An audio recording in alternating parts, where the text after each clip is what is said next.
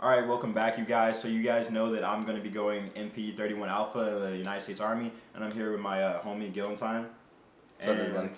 He is 31 Bravo and MP, and today he's going to be talking about AIT and what they did, and pretty much what he likes about being an MP and what he does not like what he does not like about being an MP. And we're just gonna skip all the BS and everything and just get down into it. So Gilentine, could you talk about AIT and what you liked about AIT and basically what y'all did? I know that it's called OSIT, and just explain to them what OSIT means for MP versus the other basic training / AITs. Okay, so like I said, OSET is one station unit training. So what that basically entails is you have basic training and then AIT all in one place. So just like you were in basic training, you're in your barracks, you had your drill sergeants, all that fun stuff. That's going to carry over into your AIT, which kind of hints that term OSET. So you're still going to have your same drill sergeants, your same barracks, your same people in your platoon. Basically, once you graduate basic training, you are going to get done with that, maybe on a Friday, Saturday, graduate, do your nick at night, and then the following Monday, they're basically going to give you a pat on the back, say, good job, you did it, welcome to AIT. So at that point, you're going to move into black phase, which is a 4 or 5 week stage, and that is what you would cover on your deployed side of military police duties. What that entails is you're going to go over how to work an ECP, whether that be in a field setting or you actually have one ECP that's already been established for you. You're going to go over how to cover people and searches and just things to generally look for in a deployed setting. You're also going to go over how to work a prison, how to search cells, search prisoners, transport prisoners, things like that. And then general responsibilities of MPs are route reconnaissance and route safety. So you're going to be moving along routes, patrolling routes, looking for enemy personnel, IEDs, whatever the case may be, that you're going to receive that general basic studies of training. You're also going to see more of this training at at your unit after AIT. So that's black phase. So once you're done with that, you're going to move into gold phase, which is what you would do on your garrison side of training. So MPs, the good thing about that is most MOSs like infantry, you got your transpo, your combat arms, basically any of your combat arms positions. You're going to be, all of your training is leading up to deployment. So when you're garrison, all you're doing is training. None of that stuff is really going to be applicable to you until you get deployed. The good thing about MPs is you will use this information that you learn at AIT for the garrison side when you get to your unit. So the good thing about an MP is you're going to be patrolling the base that you're going to be at, and this is what you learn in that gold phase. You're going to learn how to use a military police car, how to properly respond on the radio, how to respond to certain situations. You're going to do lots of mock drills, and what mock drills are certain scenarios that you're going to run over about how to respond to them, whether that be a domestic disturbance, which actually happened quite a bit in the military. Especially on base with young people, privates, sergeants that are married, and so you have to learn how to respond to that appropriately. It gets pretty intense. Everyone that's running the mock drill is very into it, and you have to respond appropriately. And at one point, they even gave you some boxing gloves and said, "Figure it out." So that was a pretty cool experience.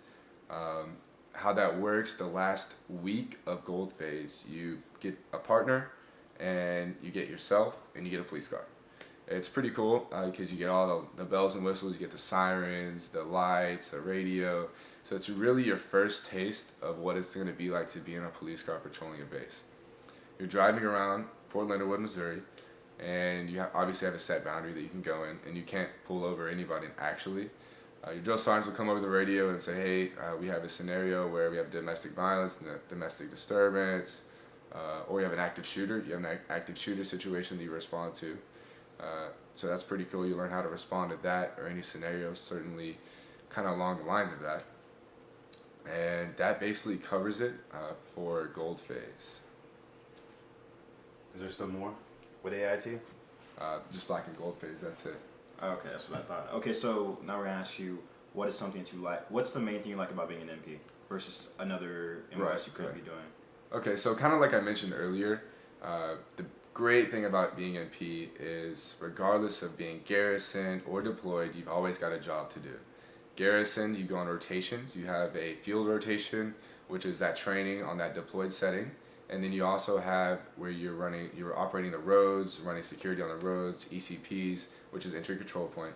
Whatever the case may be, there's always something to do. So you're not constantly training like you would in those combat arms jobs to do a deployment job. And also once you're deployed, you can get attached to several different combat arms jobs as well.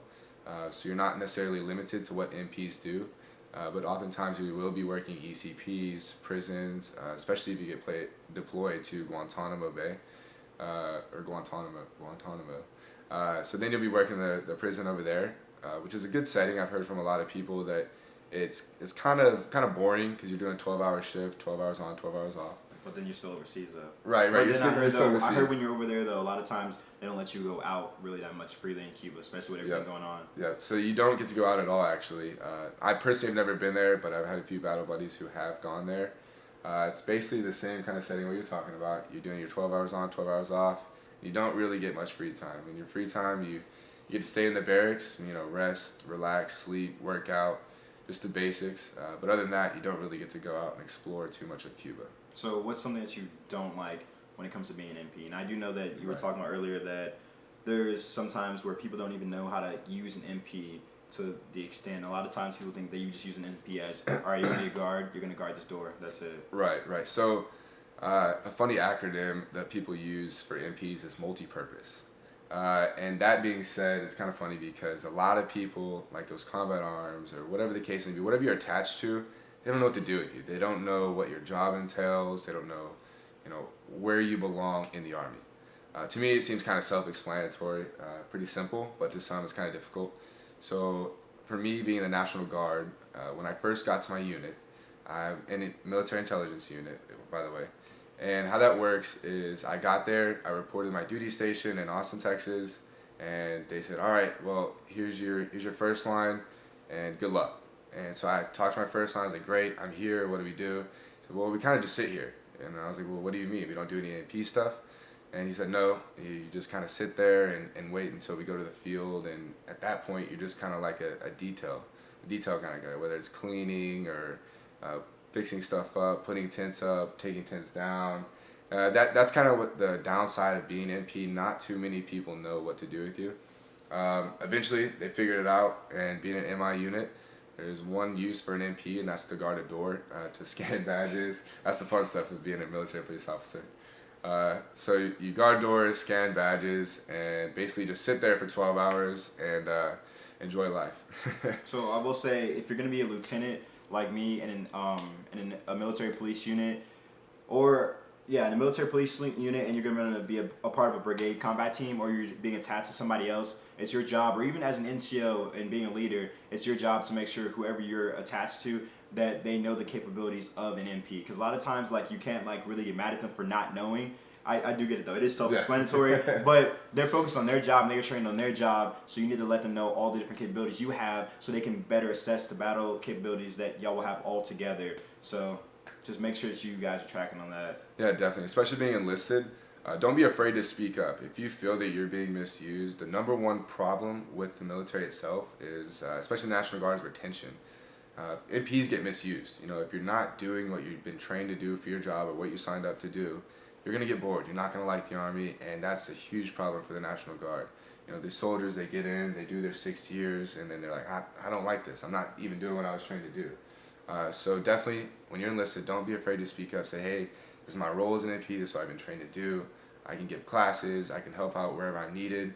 And just make sure that you describe out what your job's supposed to be. And ask for deployments, because sometimes throughout the state, there's units that need an MP or need a certain MOS, and you can jump on. You can jump on Guantanamo Bay, like going to Cuba, because I know in my unit, they offer that for specialists and above. So don't be afraid to ask. So get on time. We really appreciate you coming, because we know a lot of people have military questions. They don't really get to see the insights, but that little small video saying this is what a 31 Bravo does. Right. Awesome. Appreciate you having me.